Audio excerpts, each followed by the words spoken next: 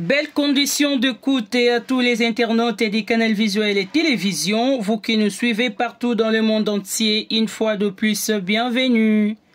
Aujourd'hui, votre émission Le Portrait va vous relater une petite histoire sur nos divas de la musique congolaise, décédées depuis plusieurs années.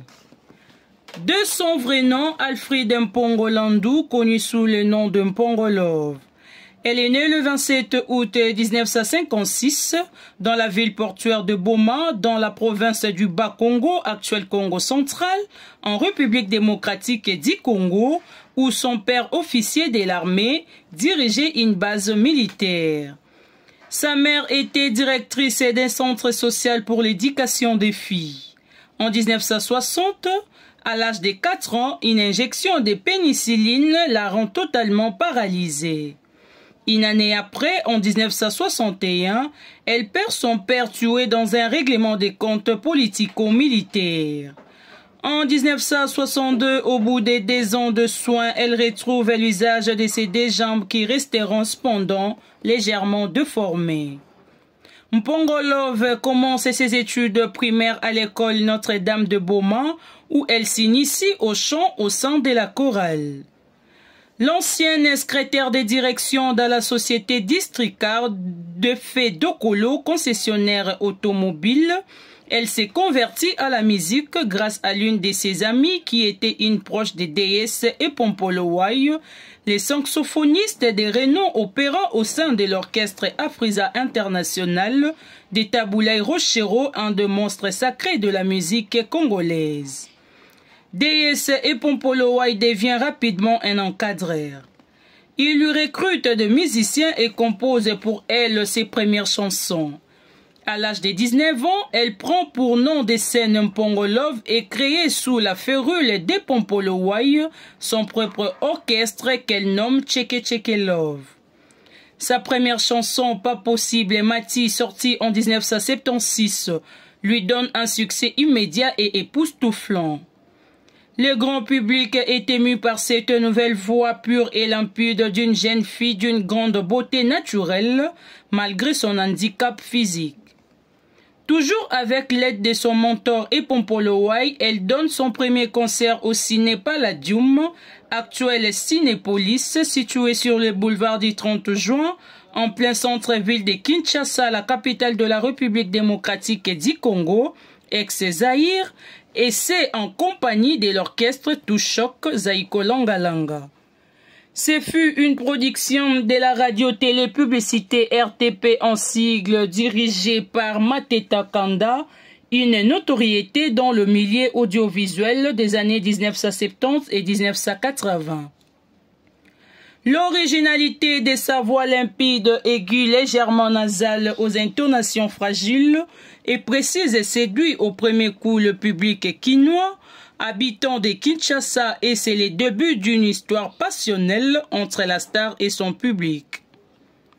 De 1977, Mpongo Love, accompagné de l'orchestre Léa Toupas, avec Ray Lemon, Alfred Nzimbi, Pepe Manouakou, Bopole Mansiamina, Bonimbi Kai, Capella et Bastianama, apparaît sur la scène musicale et chante des textes des grands auteurs et compositeurs zaïrois de l'époque, notamment Freddy Mayaoula Mayoni, Lutumba Simaro et Suzy Kaseya. Ces derniers prêtèrent main forte à Pompolowai pour la formation, l'encadrement et la propulsion définitive de Mpongo Love. Avec l'expérience, elle commence à composer elle-même ses œuvres musicales et multiplie les arrangements. Mpongo Love lance plusieurs chansons à succès, notamment Ndaya, œuvre de Mayaoula Mayoni qui dénonce la polygamie. La chanson déclenche de polémiques mais connaît un grand succès auprès du public quinois et surtout auprès de femmes mariées de tout âge et de toutes conditions. D'autres chansons en grand succès s'en suivront rapidement telles que Kapwepwe, Motayo, Marketing International, Koba, Monama, Moudizo et c'est la consécration. Elle fait sa première tournée africaine en Ouganda, en République centrafricaine, au Congo-Brazzaville, et en Afrique de l'Ouest. Elle se rend célèbre grâce à cette tournée. Au Festival des Arts et Cultures Nègres Festac 77, qui a eu lieu à Ikeja, dans la banlieue de Lagos, au Nigeria, le ministère de la Culture et des Arts de la République du Zaïre crée l'Orchestre national du Zaïre, ONAZA en sigle, qui a deux ailes, Lei Franco Luambo Makiadi et Lei Taboulei Rochero. Elle fait partie de l'Orchestre national du Zaïre et Franco qui avait en chant comme Joski Kiambukuta, Mpongolov, Ndombe Opetum, Yuluma Biala, Shekin Lola, Michel Boibanda. En guitare solo, nous voyons Luambo Makiadi et Michelino Mavatiku. En guitare rythmique, nous voyons Simaro Lutumba. En guitare basse, nous voyons Deka et Flavien Maccabi. En batterie, nous voyons Pajos. En tumba, nous voyons Des Puissants et Des Soins. Lorsque débute les succès de Pongolov, la chanson féminine congolaise est dominée de façon presque exclusive par Abeti Masikini. Aucune autre artiste ne lui arrive à la cheville. Abeti Masikini, surnommée la Tigresse, est une vraie star internationale qui vient de se produire en 1973 dans la mythique salle de l'Olympia à Paris. Mais par sa voix et la qualité de ses œuvres, Pongolov gagne les cœurs de mélomanes congolais et vient bousculer cette hiérarchie. Pendant que certains chroniqueurs la désignent officiellement comme la dauphine d'Abeti Masikini, une partie du public voit déjà en elle la grande rivale, celle qui va détrôner la Tigresse. Naît alors une rivalité réelle ou supposée entre les deux artistes. Mpongolov reste cependant humble et n'hésite pas en public de qualifier Abeti Masikini des grandes sœurs conformément à l'éducation africaine. Et pourtant, quand Abeti Masikini lance la chanson Bilandalanda, donc le suivisme, l'interprétation erronée d'une partie du public laissera penser que les paroles de cette chanson est une diatribe à l'encontre d'Mpongolov, qui serait ainsi traité de copieuse par Abeti Masikini. Lorsque Mpongolov sort à son tour la chanson Koba, dans laquelle elle fait état de la méchanceté et de la rancœur qui habitent certaines âmes, ce même public à polémique y voit la réponse de Pongolov à Abeti Masikini. La carrière de deux artistes est désormais rythmée sur fond de cette présumée rivalité. Il faudra même l'intervention du grand journaliste congolais au nom de Kalonjingoï, qui le réunira en direct à la télé dans son émission chronique musicale pour faire taire les rumeurs d'une haine à mort entre les deux plus grandes dames de la musique congolaise. En 1980, Pongolov quitte Epompolowai pour profiter de l'expérience extérieure et modifier sa manière de travailler. Epompolowai encadre une nouvelle chanteuse en la personne de Vongaye. Le groupe musical de Pongolov, les Tcheke-Tcheke-Love, reprend ses activités sous une nouvelle formule dirigée par Mary, un ancien directeur artistique de l'orchestre de l'armée Orphase. Elle devient productrice de ses albums sous les labels Love is Music. Elle sera en Côte d'Ivoire dans des concerts au centre poliomyélitique de Bonoua, situé à environ d'Abidjan, la capitale économique. Leurs recettes seront versées à la caisse du centre. Elle est acclamée par toute l'Afrique. Elle sort à Paris l'album L'Afrique danse avec Pongolov aux éditions African Music et ensuite aux éditions Safari Ambiance grâce à Suzy Kasseya. Quelque temps après, elle sort l'album Vivre avec toi, qui avait comme titre phare Yoko et contenait des chansons comme Rébé, Vivre avec toi et tant d'autres. Elle enregistre aussi à Paris aux éditions Mélodie l'album partagé avec Beau Paul Massiamina. Son style se transforme et devient une rumba aux accents romantiques dominée par sa voix séduisante, une poésie allègrement romantique, les synthétiseurs et les percussions. Elle sort plusieurs chansons dont Bakake, œuvre du professeur Oscar Diabanza, Masikini, qui parle du divorce, trahison, qui exploite les thèmes de la mauvaise compagnie, Femme commerçante, qui loue la bravoure de la femme, et Fétiche Mpongo dédié à sa mère.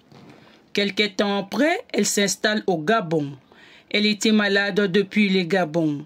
Elle souffrait de méningites cérébrales.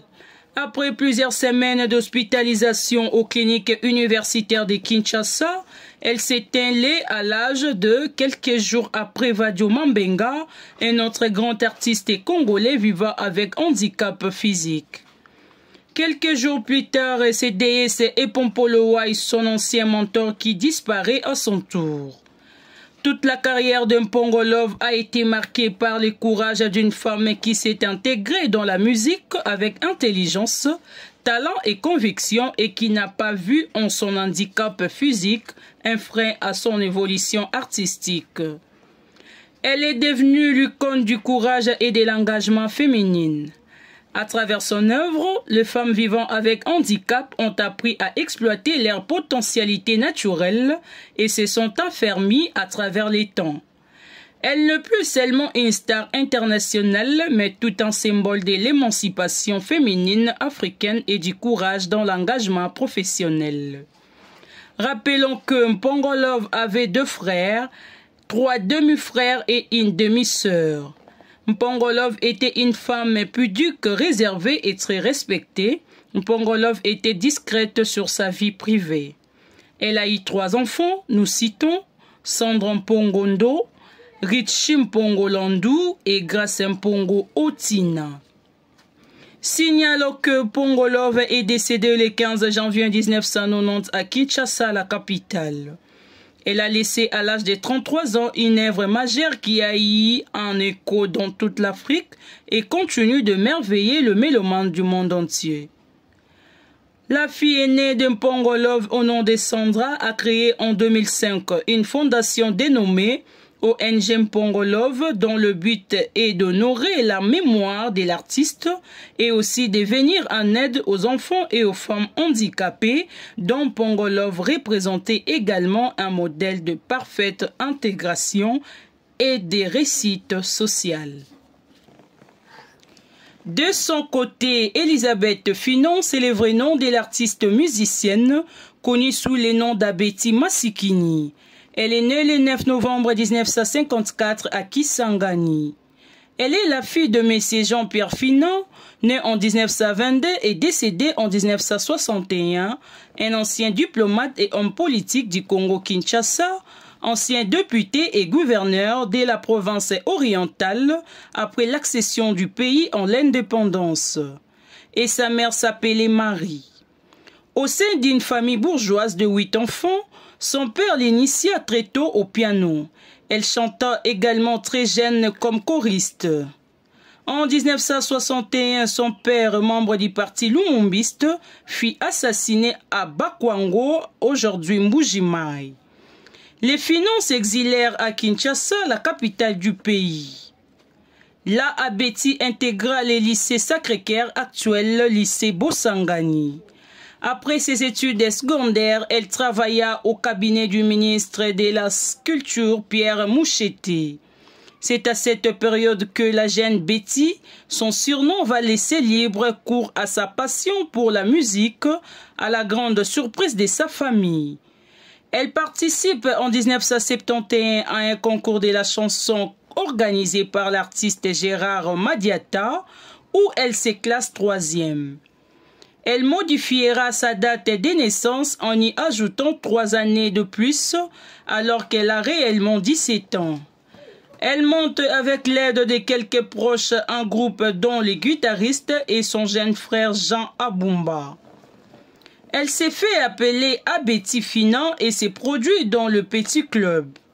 Abeti Masikini a vécu avec son compagnon et producteur musical Gérard Akwesson de 1972 en 1994. Ils officialisèrent leur union à Paris en 1989. Elle était la mère de 4 enfants, dont 3 filles et un garçon. Nous citons Yolande, Gérard Badet, Germaine, fille adoptive, et Harmonie. Abeti Masikini a commencé sa carrière musicale en 1971 après avoir obtenu la première place au concours découverte des jeunes talents organisé par Fé Gérard Madiata, chanteur à la voix d'or. C'est alors que Gérard Akwesson, célèbre producteur musical lors de son passage à Kinshasa, la découvrira présentée par Kayumbi Beya, Lukunku Sampu et Kiamwangana Mateta Verkis. Ils partent tous deux au Togo où elle enregistre son premier 45 tours, Mutoto Wangu et Safari avec ce musicien mauricien, c'est les succès. Avec son groupe, elle sillonne l'Afrique de l'Ouest avec un spectacle époustouflant de 2 heures. Les Bénin l'accueillera ainsi que la Côte d'Ivoire, le Niger, la Haute-Voie à Burkina Faso, la Guinée, le Sénégal, les Ghana et les Nigeria, où elle rencontre Fela, le roi de l'afrobeat. Elle enregistre dans le même studio que lui. Le 19 février 1973, Abeti Masikini et son orchestre Les Redoutables et ses danseuses appelées Tigresses vont déclencher un enthousiasme du public. La chanteuse va signer tous premier contrat discographique européen avec Pierre Cardin et sort ainsi l'album Bible. Des ans plus tard, 3000 spectateurs vont l'acclamer au Carnegie Hall de New York, aux USA, où son très rythmé chant soukous fera triomphe. Au cours de ces tournées, elle rencontrera plusieurs vedettes de la chanson française dont Mireille Mathieu, Hugues Afraï, côtoie les plus grands du monde tels que Mohamed Ali, James Brown, Myriam Makeba, Leroy Pelé, Bruno Coquatrix et tant d'autres. Après son passage à l'Olympia, Pierre Cardin, le célèbre couturier, parraine son premier album. Pierre Cardin présente Abeti. À ses débuts, elle puissait dans ses contes congolais, musique traditionnelle et folklorique. Abeti Masikini chantait en swahili, sa langue maternelle, en lingala, ensuite en français et en anglais. C'est là un signe d'ouverture sur le monde et afin de mieux communiquer avec le public de plus en plus hétéroclite qui appréciait sa musique résolument avant-gardiste. Malgré son parcours remarquable sur la scène internationale, Abeti ne s'intéressait pas le grand public congolais en général et quinois en particulier. Ces derniers jugeaient sa musique très différente de la musique congolaise authentique. Abeti devra remettre sa carrière en question. Les styles plus blue folk africaine qu'elle faisait jusque-là ne plaisaient pas à certains. Certains la critiquèrent en disant que son répertoire plus destiné aux swahiliphones ne touchait pas l'ensemble des Congolais qui appréciaient plus les chansons populaires chantées en lingala, l'une des 4 langues nationales du pays. Par contre, ce même répertoire lui avait ouvert les portes du succès hors du pays. En septembre 1977, Abeti s'envole pour Paris, enregistre un nouveau disque produit par Slim Pesan, arrangeur et producteur très connu dans le monde musical français. Avec son manager Gérard Akwesson, qui se charge aussi de la direction artistique de l'album intitulé Visage, Abeti se lance dans la nouvelle tendance qu'est le disco. Elle ne perd pas pourtant son originalité car les chansons sont en swahili, en lingala mais aussi en français. Elle hésite malgré les critiques sévères dont elle est victime de faire une musique totalement congolaise. La même année, Elle s'embarque avec son groupe pour une grande tournée en Afrique de l'Ouest où le public l'apprécie. Elle attire d'ailleurs l'attention des radios néerlandaises pour laquelle elle tournera aux Pays-Bas un film musical autour des chansons de son dernier album. À son retour à Kinshasa début 1978, une vaste campagne publicitaire est lancée pour annoncer son retour et la sortie de son 5e opus Visage. Ce dernier comprendra des titres tels que Asamoubire, Motema Passi, Bisuivra, Moussampa, Unipe, Matezoya Dunia et tant d'autres. Un grand changement s'opère aussi dans ces spectacles qui deviennent plus glamour et plus modernes. La chorégraphe et chanteuse franco-sénégalaise Manu Obale vient à sa recourse pour former les Tigresses. Le disque est un succès non seulement à Kinshasa, mais aussi dans tous les hits afro-carbéens de l'époque durant 2 mois. Ces spectacles également affichent complets tant en soirée qu'en matinée. Abeti n'est plus seulement la tantine des enfants, mais celle de tout le monde. À la fin de l'année 1978, elle récidive avec un autre opus arrangé et produit par Slim Pesan. Elle offre la chanson intitulée Nglimbo à ses petits fans et se souvient de sa ville natale Kisangani à travers les morceaux Singa Mwambe. Ce 6e album compte aussi des chansons comme Amitié, Kupepe Suka, Wemuloko Wangu. En 1979, Abeti s'est produit à Londres dans la salle Royal Albert Hall. Profitant du succès de ces 2 albums précédents, elle cherche dès son retour à Kinshasa à élargir son public et s'associe pour la première fois à une grande formation musicale de place, le tout-puissant OK Jazz de Franco Luambo Makiadi, pour l'enregistrement de 2 singles. Il s'agit d'Enapé Siyombote et Bifamouri, 2 chansons avec des arrangements musicaux purement congolaises.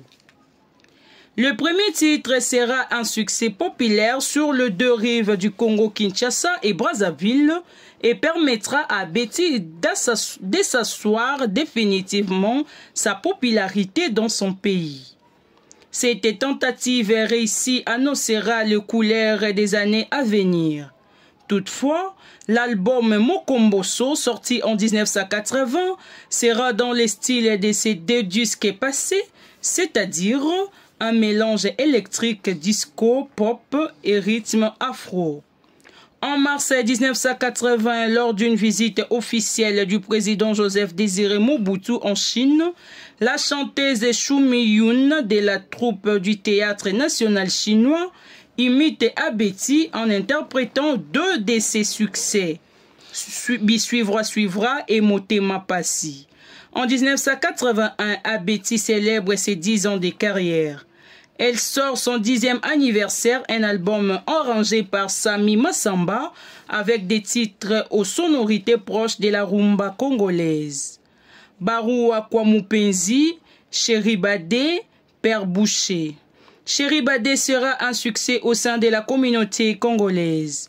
Pour une fois, Abeti fera l'unanimité sur les plans local.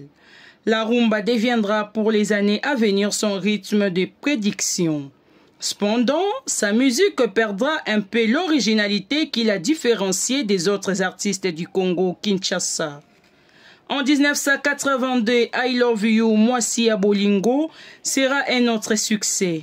Ce titre permettra à l'album d'Abeti, contenant aussi la chanson Jalousie et une reprise de Napé Siyombote, d'être son premier disque d'or avec plus de 3 millions d'exemplaires vendus en Afrique. La suite ne sera pas aussi créative que les années précédentes. En 1984, Elisabeth s'installera à Lomé au Togo avec son groupe jusqu'en janvier 1986. Au printemps 1986, Abeti s'installe à Paris et sort l'album Je suis fâché, dont le titre phare est écrit arrangé et produit par l'artiste camerounais Georges Seba. C'est un carton à une période où le groupe entier Kassav colonise pratiquement la scène musicale afro-carbéenne. L'album est un disque d'or certifié et une nouvelle génération du public découvre la star congolaise.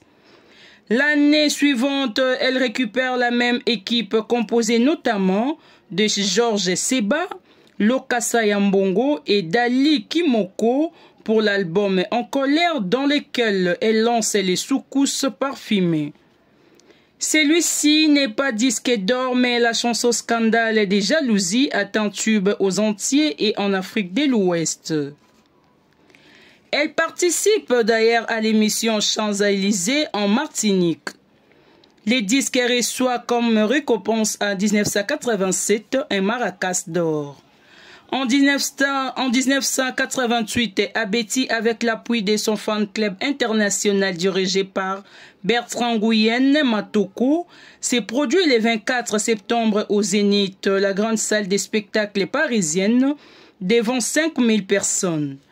Les concerts auxquels prennent part plusieurs artistes invités, notamment Bernard Lavillier, Manu Dibango, Georges Seba, Pépé Calais et François, est diffusé en direct sur Radio France Internationale, RFI en sigle. Les succès que racontent ces spectacles lui vaut un contrat avec la firme des disques multinationale Polygram. En 1989, elle réalise enfin son rêve en allant en Chine se produire pour 17 galas avec Abeti chinoise dans des grandes villes du pays, devant de milliers de spectateurs. Cette même année, elle chante aussi dans la mythique salle Apollo Theater à Harlem, dans la ville de New York. Elle sort un dernier album en 1990 intitulé La Reine du Soukous, comprenant entre autres les chansons suivantes: Bébé Matoko, Mupenzi, Malou et une reprise de Mwana Muke wa Miss. Elle s'est produite par-ci, par-là, notamment à Kinshasa, au Palais du Peuple en décembre 1990. Elle livre son dernier spectacle dans la salle LSC à la nuit du Réveillon en 1993. La maladie l'éloigne de son public le mois suivant et elle décède le 28 septembre 1994 en région parisienne des suites d'un cancer. Son corps est rapatrié à Kinshasa le 9 octobre de la même année. Elle est décédée à titre posthume d'une médaille de l'Ordre national du Léopard et elle est enterrée le 10 octobre au cimetière de la Gombe en présence de plusieurs personnalités, des membres de sa famille et de nombreux fans. C'est par ici que s'achève votre émission. À nous revoir au prochain numéro de votre émission Le Portrait, toujours sur Canal Visuel Télévision. Au revoir.